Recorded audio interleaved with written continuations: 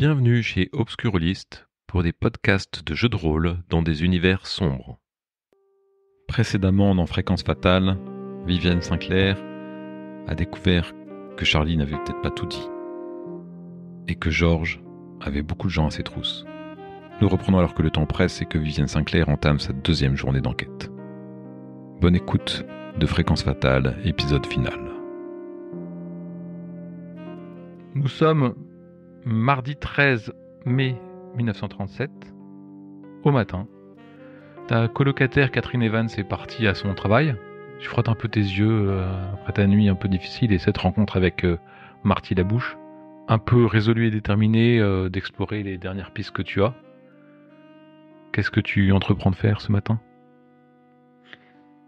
J'ai envie de contacter le professeur Annette Rice pour lui montrer les plans de la machine de George Preston. On va avoir son avis là-dessus, si c'est faisable, si c'est déjà vu, si c'est innovateur. Et ensuite, j'ai envie de me rendre à l'entreprise Fuller pour savoir sur quoi travaillait Max Sims, qui a disparu. Et éventuellement cuisiner un peu plus Charlie, la fameuse Charlie qui, j'ai le sentiment, m'avait pas tout dit sur le soir où George Preston a disparu. Donc tu prends le bus direction le Hunter College, non loin de Central Parks, et tu vas au département des sciences naturelles où tu espères trouver Nettie entre deux cours. Effectivement, Nettie Rice est à son bureau, elle est en train de faire une pause, elle n'a pas cours à cette heure-là. Hey, salut Vive! Bonjour Nettie. Est-ce que tu aurais 5 minutes ? Bah oui, sans problème. Elle te fait entrer, elle ferme la porte du bureau. Très bien, je te remercie. Je suis sur une nouvelle affaire. Comme toujours, Vive. Ouais. La disparition d'un jeune homme de basse condition. Mais il est électricien et il travaillait sur une machine sur son temps libre. Ah, et c'est là que j'interviens.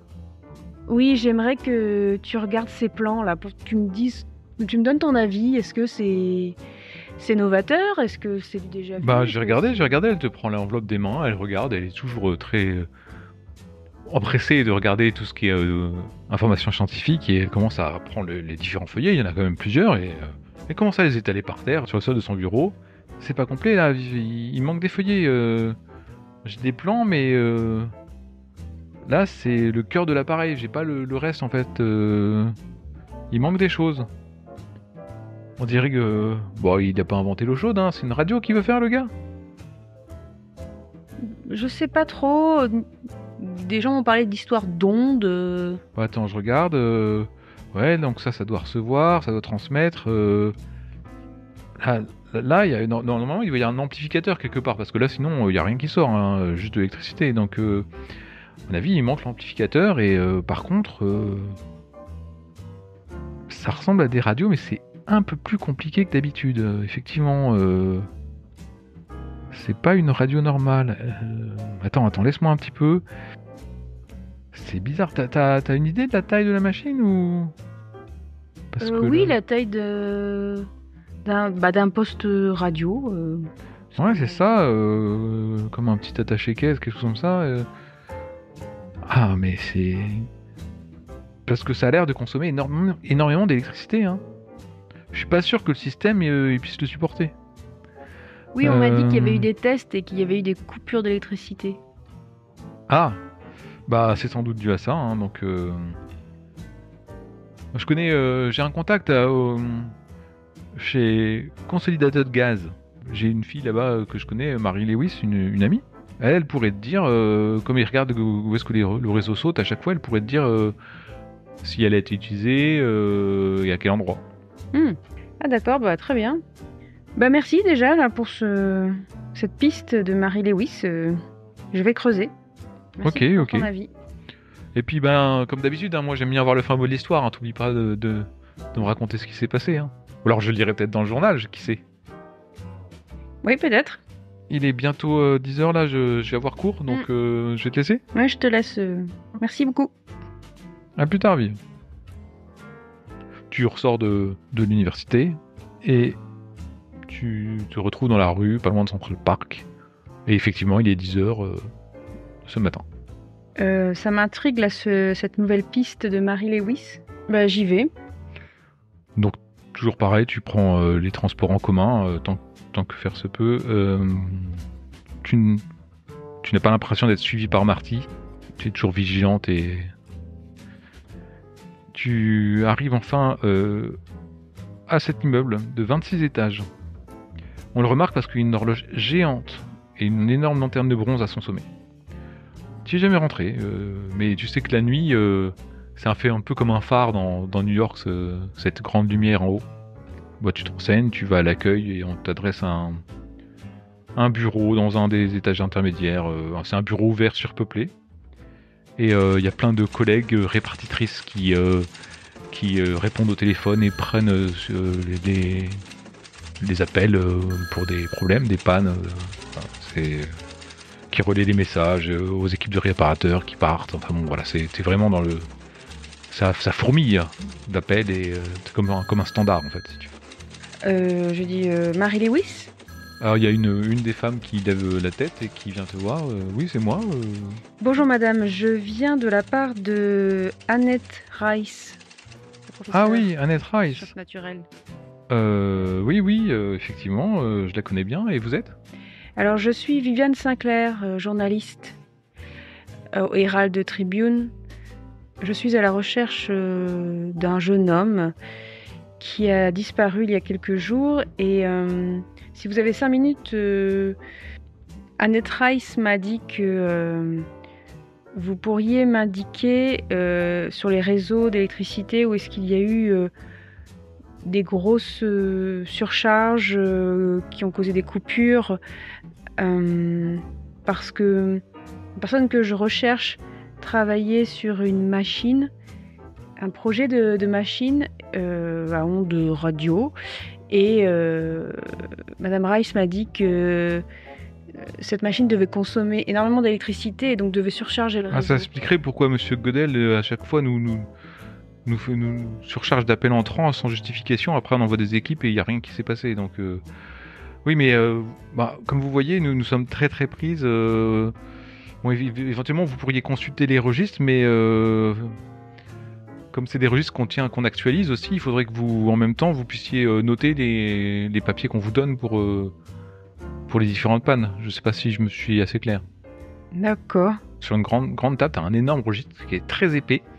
Il y a plusieurs passes qui sont tournées, il y a des gens qui sont affairés, et effectivement, de temps en temps, il y a quelqu'un qui amène un message, il faut écrire à la dernière page du registre le lieu, l'heure et ce qui a été déclaré en fait. Il y a Mary Lewis qui dit les filles, vous prenez une pause quelques minutes, je vous remplace. Et puis en fait, elle te laisse là, elle dit bon bah je vous laisse parce que je suis là, je suis dans le coin, mais je supervise un petit peu tout, donc les deux jeunes femmes partent et toi tu te retrouves devant ce gros livre en fait que tu commences à farfouiller et régulièrement il y a quelqu'un qui vient t'amener un message, alors tu dois revenir en arrière et écrire le contenu du message etc. Et en fait tu t'aperçois assez rapidement que il y a eu beaucoup de plaintes d'immeubles résidentiels voisins dans un rayon de 2 blocs autour de l'appartement de Fink le jour de sa mort. Il y a des appels qui sont au nord de Fulton qui ont lieu chaque nuit depuis le jeudi 11 mai vers 22h30 et puis les équipes arrivent vers 23h, il n'y a plus aucun problème. Enfin bon, à chaque fois c'est le même problème. Fulton, tu regardes un petit peu, ça tourne autour et en fait le seul truc que tu identifies à Fulton c'est l'atelier de Fuller. Ok, ça confirme. Voilà, t'as fini, t'as fait le point et il y a Mary Lewis qui te fait bon vous avez trouvé ce que vous vouliez ? Oui, merci, oui. Passez bonjour à Madame Rice. De ma part. Merci beaucoup, Madame Lewis. Et tu ressors de l'immeuble et il est aux alentours de l'heure de déjeuner. Tu t'achètes un sandwich dans la rue ou un hot dog, quelque chose comme ça pour manger en faisant le point et L'entreprise Fuller, c'était déjà une piste, mais là, je suis contente qu'elle soit confirmée, mais je me dis, mais qui m'a menti? Et je décide d'aller à l'entrepôt Fuller. Tu te diriges vers les ateliers de Monsieur Fuller. Comme la dernière fois, il y a des gens qui attendent, en fait, qui font la queue, mais beaucoup, beaucoup moins. Il y a que peut-être 5-6 ouvriers, en fait, qui espèrent avoir un boulot. En fait, ils sont en train de discuter entre eux, de fumer une clope devant le bâtiment. Mais c'est pas comparable par rapport à la dernière fois où tu avais vu cette longue queue de gens qui attendaient d'avoir un travail. Tu rentres dans l'entrepôt de Fuller, il y a la secrétaire qui est là, des hommes qui travaillent, Charlie qui est au fond, Fuller qui est sans doute à son bureau en haut en mezzanine. Qu'est-ce que tu comptes faire? Je vais voir, je reste respectueuse des conventions, je vais voir la secrétaire et je me présente. Ah oui, je me rappelle bien, vous êtes la dame qui est venue hier, c'est ça? Oui, tout à fait. Et j'aurais des questions complémentaires pour Monsieur Fuller. Est-ce que c'est possible? Elle regarde sur la mezzanine, elle le voit pas, donc elle a pas passé de coup de fil. Oui, vous pouvez y aller. Tu montes sur ces escaliers métalliques où tes talons claquent et résonnent. Tu arrives en haut et tu vois Monsieur Fuller qui était enfoncé dans son siège avec un cigare qui commence à l'éteindre, à se redresser et à venir ouvrir la porte. Ah, Madame Sinclair, vous êtes venue nous ramener votre grille-pain? Eh bien, non, pas encore. J'ai des questions supplémentaires si vous avez 5 minutes. Vous voyez, là, je suis très occupé, mais... Ouais, je vois ça. Bon, écoutez, si je peux apporter une réponse, je vous dirai, mais... Très bien, je vais faire vite. Monsieur Preston est absent de son poste de travail puisqu'il a disparu, et vous cherchez à le remplacer, ce qui est normal. Oui, c'est cela, oui. Faut que la machine tourne, hein. Satisfait ou remboursé Max Sims, ça vous dit quelque chose? Oui, c'est un homme... il n'a pas fait l'affaire, hein. Le gars était pas à la hauteur. Oui, mais il n'est jamais rentré chez lui. Et la dernière fois qu'on l'a vu, c'était dans votre entreprise, Monsieur Fuller. Oh, vous savez, je ne peux pas surveiller tout le monde, hein. Il a dû partir un peu déçu et ronger sa déception quelque part, mais il me faut des hommes capables et efficaces. Voilà, je me suis pas encombré. Je suis un homme très occupé, j'ai beaucoup d'employés, beaucoup de coups de fil, beaucoup de gens qui me démarchent. Vous savez, le métier d'homme d'affaires est très prenant, hein. Le soir de la disparition de George Preston, que faisiez-vous? Il me semble vous avoir déjà répondu hier. Vous avez une petite mémoire, hein. Pour un journaliste, c'est pas très efficace. Il te prend un peu de haut. Peut-être tu ressens bien ici le machisme habituel. Je vous ai dit, j'ai fermé à 20h, mais plusieurs gars ont... Georges a dû rester, peut-être d'autres aussi qui sont partis plus tard, je ne sais pas. Voilà. Bon, maintenant, si vous n'avez pas d'autres questions, mademoiselle Sinclair, je vous prierai de me laisser à mon travail, car je suis très occupé. Je vais le laisser, mais en fait, je compte aller voir Charlie et voir éventuellement fouiner, parce que je sens qu'il me cache quelque chose. Enfin, soit il est très, très incompétent, soit il me cache quelque chose. Donc, Et alors que tu repars, et n'oubliez pas, hein, madame Sinclair, votre grille-pain sera réparé extrêmement rapidement, et je peux même vous faire une petite remise si vous le souhaitez. Sur ce, bonne journée. Et il ferme la porte. Il retourne à son bureau pendant que tu redescends les escaliers et que tu vois Charlie dans un coin. Je vais aller la voir. J'ai l'impression qu'on me dit pas tout, donc j'essaye une approche inquiète pour George Preston et je vais voir comment elle réagit. Alors elle lève les yeux, elle te voit ton inquiétude. Visiblement, elle en a aussi. Et comme la dernière fois, elle te dit que vous alliez parler dehors et que ça l'arrange, qu'elle a bien avancé, elle est en avance sur son travail, donc vous éloignez un petit peu encore des ateliers. Et vous rentrez dans ce diners où on va vous servir une tasse de café à chacune. Alors, vous avez des nouvelles, mademoiselle? Oui, Charlie, j'ai de nouveaux éléments, mais... Vous l'avez retrouvé? Ces nouveaux éléments me mènent encore aux entrepôts Fuller. Et j'ai la vague impression qu'on ne me dit pas tout. Ah mais moi j'ai dit tout ce que je savais, hein. Enfin, vous pouvez me croire quand même. Vous aviez l'air gêné par quelque chose. La dernière fois que vous m'avez parlé du soir où George Preston a disparu, vous aviez l'air gêné de ne pas être là ou de ne pas être revenu le voir, quelque chose comme ça. Elle baisse un peu les yeux. Oui, c'est ce que je vous ai dit. Écoutez, ça peut m'aider à retrouver George.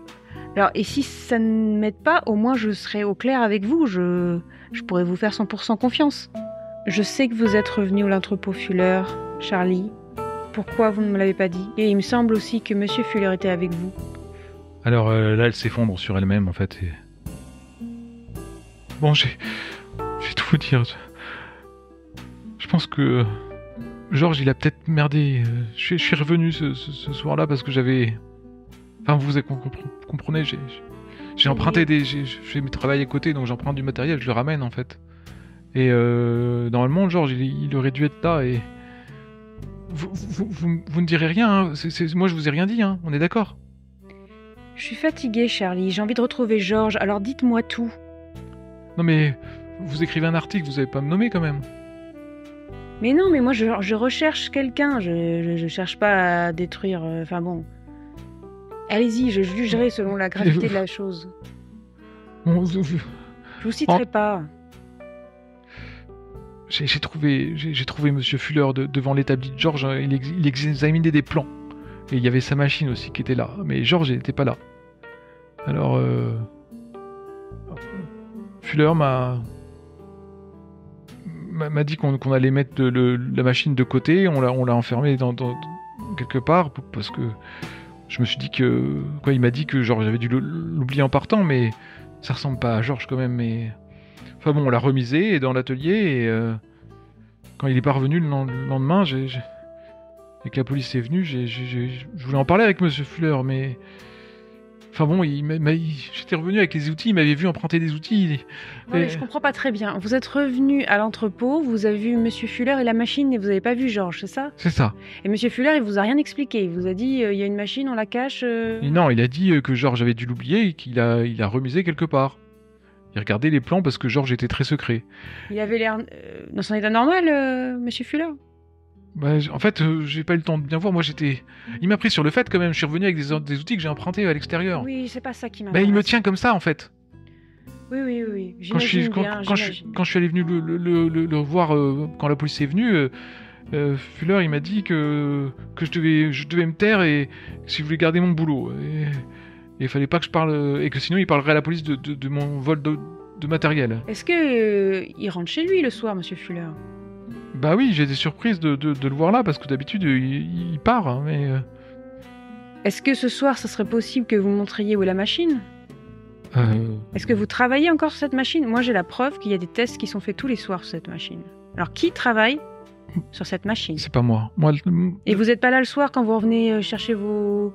Non, d'habitude... outils, là, vous voyez personne? En fait, les outils, je peux les ramener le matin discrètement, puis maintenant, je suis surveillé, donc je le fais plus trop le faire. Mais là, j'étais passé parce que George était resté. Là, George, il est plus là le soir, j'ai pas de raison de passer la nuit, mais... Moi, je peux venir avec vous ce soir, mais en même temps, ça me met dans l'embarras. Ou alors, je peux vous dire où se trouve la machine. Mais comment je fais pour entrer dans l'entrepôt, moi? Bah, je peux vous passer une clé si vous voulez. Ouais, ok. Et vous me faites un plan. Elle est sous clé, la machine? Elle est dans un des placards, dans un des... Ah, mais est-ce que c'est fermé à clé? Bah, peut-être, mais dans ces cas-là, les clés sont quelque part. Est-ce que Max Sims, ça vous dit quelque chose? Ça serait quelqu'un qui aurait remplacé George Preston à son il y a poste. eu plusieurs ouvriers qui sont passés ces derniers jours pour le remplacement Ça vous a pas marqué, vous savez pas? Parce que lui aussi, il a disparu, hein, donc moi, Est-ce qu'il aurait essayé la machine? Est-ce que... Non? A priori, personne n'utilise la machine, hein, je pense, mais... Très bien. Bon, et vous, ne vous inquiétez pas pour vos fesses. Je ne dirai rien, sinon je ne serai pas journaliste. En fait, je suis agacée, en fait, d'avoir perdu du temps, parce que je suis déjà allée au Fuller, et elle me cache ça juste pour son propre intérêt, alors qu'il y a quelqu'un qui a disparu. Et puis, une fois que vous avez changé, qu'elle t'a expliqué où se trouvait la machine est dans le casier de George, et la clé du casier de George est quelque part ou au bureau ou au secrétariat. Je réfléchis... À mettre une casquette, à attacher mes cheveux, changer de vêtements, de chaussures. Je regarde ce que j'ai, si j'en ai déjà ou s'il faut prendre une lampe de poche. Bon, je reviens chez moi et je commence à rassembler mes notes, peut-être à commencer à écrire un peu mon article. Vers 21h, tu arrives vers les ateliers Fuller. Le jour est à peine tombant, hein, parce qu'on est au mois de mai. Tu vois que y a un garde qui passe devant qui fait le planton devant la grille, comme si, voilà, il y avait maintenant un garde, alors qu'avant il n'y en avait pas. Je me planque pour l'observer un petit peu, pour voir si c'est vraiment un garde ou si il attend quelqu'un. À moins que ce soit Marty. Donc tu te plantes, t'attends un petit quart d'heure, tu te plantes dans le parc qui est en face et tu t'aperçois que c'est quelqu'un qui a été payé par Monsieur Fuller pour monter la garde. Tu décides d'attendre dans le parc, qui se lasse un petit peu et en fait, visiblement avant il n'y avait pas de garde, donc c'est peut-être la première fois qu'il est employé, qui doit faire la garde et tu vois qu'il commence à fatiguer, il commence à taper des petits cailloux du bout de ses chaussures là, il traîne les pieds, il regarde un peu autour. Bref, il se lasse. Vers les alentours de 22h30, 23h, quelque chose comme ça, tu le vois, il regarde un peu sa montre et il voit qu'il n'y a personne. Et il s'est déjà grillé clope sur clope. Il voit que un diner s'est ouvert, il se dit qu'il va aller prendre un truc et revenir. Et t'en profites pour t'infiltrer en fait. Donc tu arrives et t'arrives pour t'infiltrer et à ce moment-là, les lampadaires commencent à grésiller. Je me dépêche parce que je me dis j'arrive trop tard à cause de lui. Ok. Tu te dépêches, tu arrives et tu vas à la porte de derrière, tu ouvres la porte, tu te retrouves dans une petite pièce de stockage et plongé dans l'obscurité, mais tu vois quand même un ray de lumière sous la porte. Comme si dans l'entrepôt principal, il y avait de la lumière. Et tu entends un bourdonnement, quelque chose d'étrange, qui t'évoque le chant des baleines un petit peu. La porte est entrouverte. Tu aperçois une silhouette ligotée à une chaise. Et une espèce de créature bizarre qui flotte autour d'elle dans la lumière crue. Cette entité est visqueuse, luminescente, très très dérangeante. Et d'un seul coup, il y a une masse grouillante de tentacules qui surgit à côté du projecteur. Et c'est quelque chose qui... Ça te refait penser à ce que t'avait raconté le vieux Williams. T'as soudain peur, tu sais pas si tu dois regarder ou affronter la vision ou si tu dois au contraire t'en protéger. Qu'est-ce que tu fais ? Je pense que je regarde. Tu regardes. Alors, tu t'aperçois que la masse de tentacules iridescentes se tortille et que des griffes commencent à s'acharner sur le corps qui pousse un hurlement avant d'être dévoré dans des gargouillements et des claquements.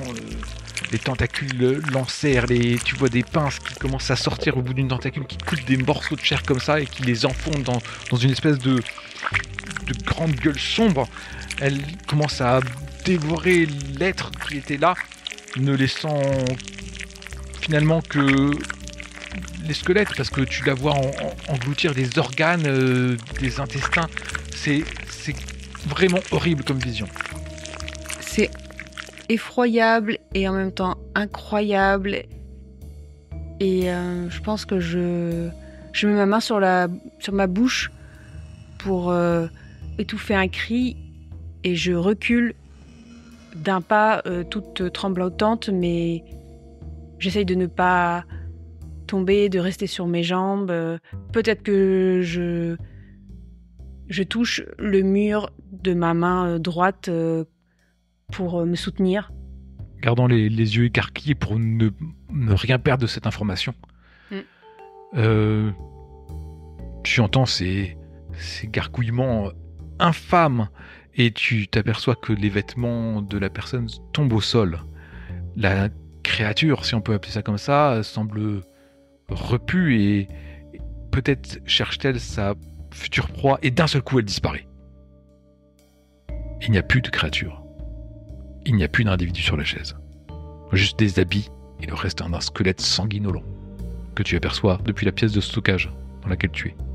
Je continue à observer parce que j'espère voir s'il y a quelqu'un dans cette pièce qui a mené cette expérience. Et si je vois rien, j'essaye d'écouter ou je me dévoilerai qu'au dernier moment, j'essaie d'avoir le plus d'infos possible.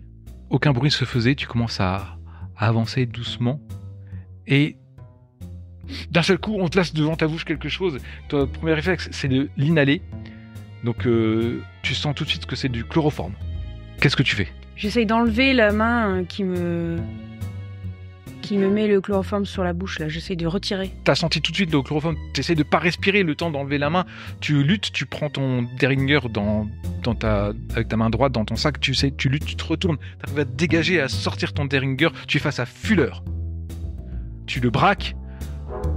Il lève les mains doucement. Qu'est-ce que tu fais ? Où est George Preston ? C'est pas moi, man. Taisez-vous. Arrêtez de faire ça. Je vous promets, je ne suis pas à l'origine de sa disparition. Ah oui, alors pourquoi vous utilisez sa machine ? Qu'est-ce que vous cherchez à faire avec cette bête ? Je vais tout vous dire. Il essaie de voir s'il peut baisser les bras et... Oh, pas de ça avec moi, là. Regardez-moi, les mains en l'air, j'ai dit bien en l'air. Alors il les remonte un petit peu. Je peux tout vous dire, Fallait me le dire avant, monsieur Fuller. Moi je n'ai rien fait, c'est George. C'est George qui a tué Fink, c'est pas moi. Et c'est George qui s'est tué lui-même. Laissez-moi deviner, il a essayé sa machine, ça a appelé une bête immonde, et ça a tué Fink, et puis ça a tué George. Non, Fink c'était quand il était dans sa chambre, je pense qu'il a testé sa machine dans sa chambre. Chez lui. Après, jeudi soir, après le travail, une fois que Charlie est parti, George il est venu me voir et il m'a tout raconté. Il m'a raconté qu'il avait créé une machine et qu'à cause de ça, les gens voyaient des choses et qu'il avait condamné à mort en fait son voisin, quelque chose était venu, il l'avait dévoré et que il avait bien conscience qu'il avait laissé des bêtes d'un autre monde le tuer et en fait il s'en voulait terriblement et il s'est effondré dans les bras et il m'a supplié de détruire l'appareil.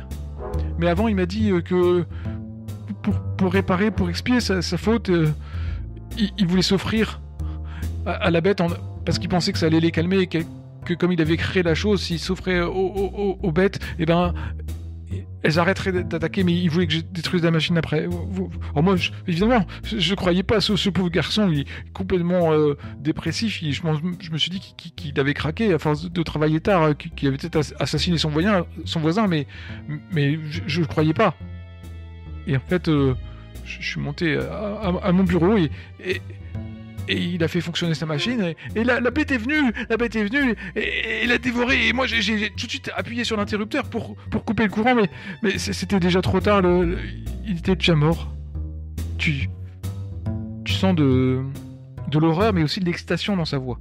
Vous avez vu ça et vous recommencez encore ce soir. J'imagine que monsieur Max Sims a été aussi un... Vous comprenez pas mademoiselle. Eh bien expliquez-moi. Si le monde au-delà de notre perception n'est pas peuplé que de fantômes, mais de choses potentiellement horribles, c'est son invention et on peut pas la détruire. Elle va sauver l'humanité. Vous comprenez ? Avec toutes ces nouvelles qui viennent d'Europe, tout le danger la guerre arrive. Vous vous rappelez le gaz moutarde lors de la Première Guerre mondiale ? C'était nouveau, ça nous a permis de l'emporter. Si on arrivait à produire cette machine, on pourrait encore l'emporter devant ce qui risque d'arriver bientôt avec ces nazis en Allemagne. Il faut que nous nous préparions. Vous comprenez ? Il faut que je comprenne cette machine, il faut que je puisse la contrôler, que je puisse mieux la fabriquer, mais...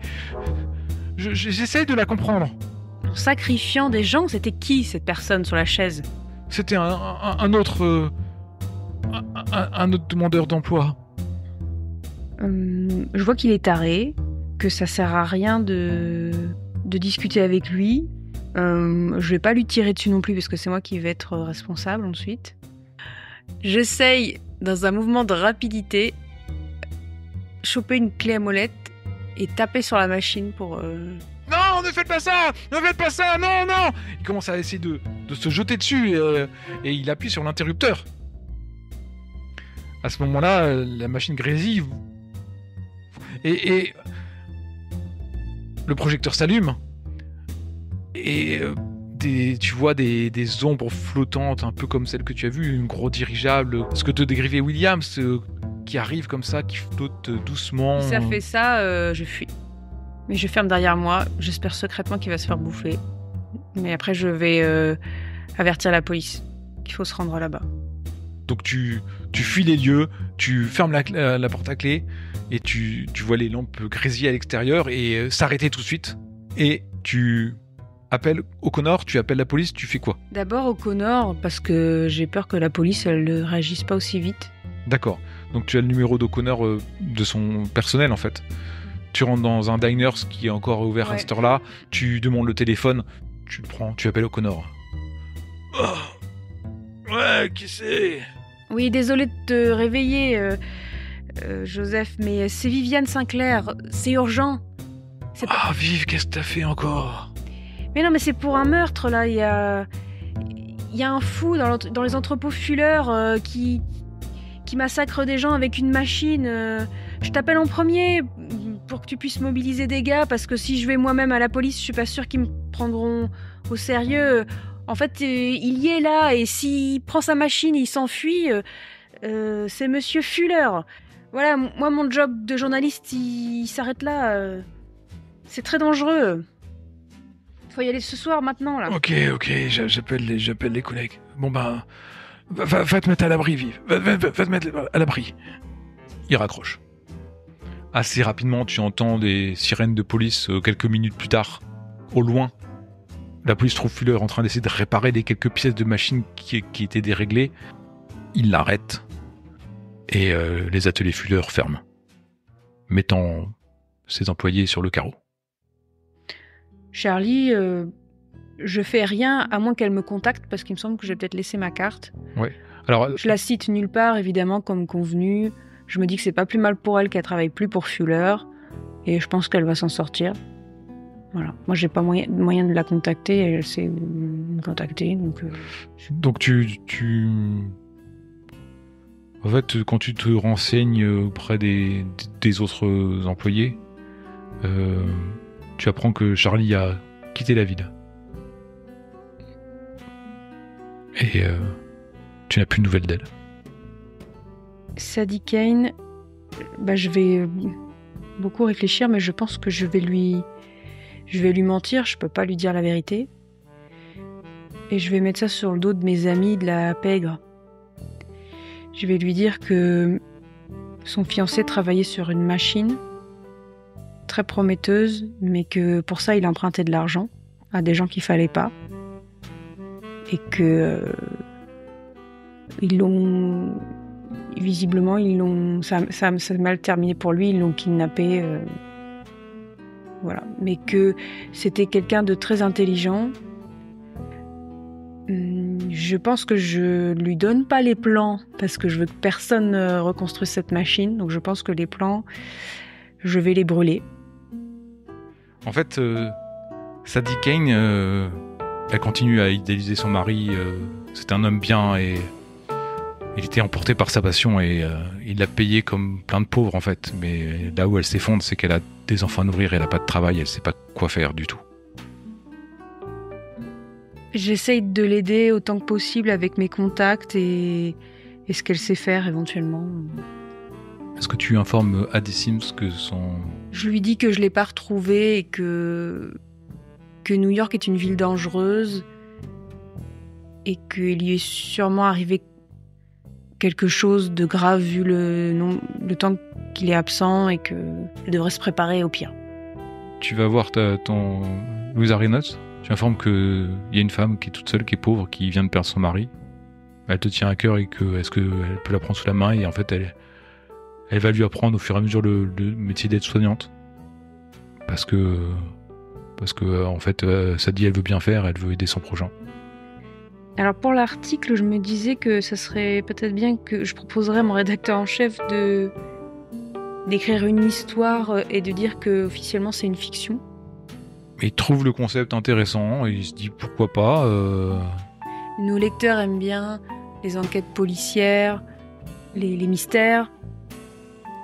J'ai de la matière et je pense que ça pourrait les divertir. On pourrait peut-être mettre quelques parties sur plusieurs journaux, vous voyez.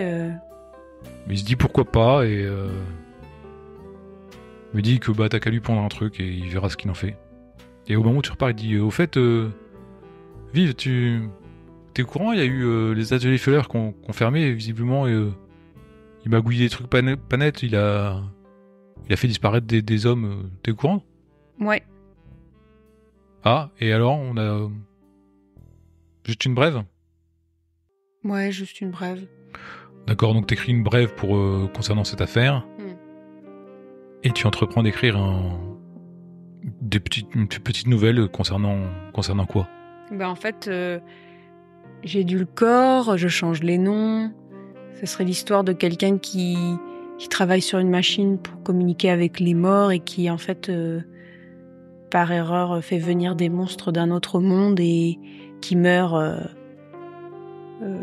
lorsqu'il a enfin réussi à faire fonctionner sa machine. Eh bien, suite à ces nouvelles, l'Herald Tribune reçoit un mot d'un monsieur qui a trouvé cette nouvelle très sympathique et il se propose de prendre un verre avec le directeur du Herald Tribune. Cet homme, ce mot est signé Orson Welles. Ton quotidien reprend à New York. Et cette affaire, elle m'a marquée. J'ai vu quelque chose d'incroyable que je ne peux partager avec personne, sinon on va me prendre pour une folle, une hystérique, on va m'enfermer. Et régulièrement, quand je me retrouve dans une ruelle, seule, je me retourne plusieurs fois pour voir si personne me suit, j'ai l'impression d'entendre des pas. Tu guettes aussi la nuit, quand l'éclairage est blafard. Tu crains toujours de voir au détour d'une rue un espèce de sphère fantomatique apparaître devant toi.